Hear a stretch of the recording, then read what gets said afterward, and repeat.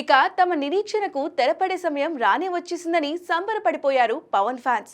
ఏదేమైనా June 12న Harihara Veeramallu release అవుతుందని అనుకున్నారు. కానీ ఇప్పుడు మరోసారి ఈ సినిమా వాయిదా లాంఛనమే అని తెలుస్తోంది.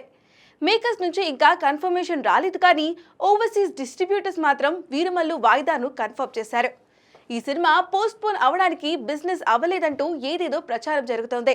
కానీ విఎఫ్ఎక్స్ వర్క్ డిలే కారణంగా ఈ సినిమాను వాయిదా వేస్తున్నట్లుగా తెలిసిందే. ఇక వీరమల్లు ట్రైలర్ను సినిమా రిలీజ్కు 2 వారాల ముందు రిలీజ్ చేయడానికి ప్లాన్ చేస్తున్నారట. జూన్ 20న ధనుష్ నటించిన కుబేర సినిమా థియేటర్లో వీరమల్లు ట్రైలర్ అటాచ్ చేయనున్నారట. ఈ లెక్కన జూలై 4 లేదా 11న హరిహర వీరమల్లు రిలీజ్ అయ్యే ఛాన్స్ ఉంది.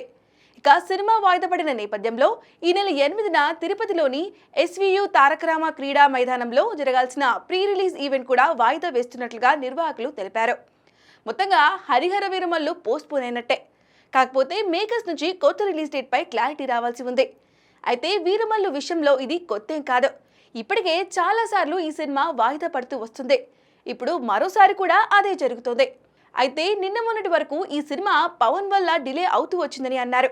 కానీ ఇప్పుడు షూటింగ్ మొత్తం కంప్లీట్ అయినా విఎఫ్ఎక్స్ వర్క్ అనుకున్న సమయానికి పూర్తి కాలేదని అంటున్నారు.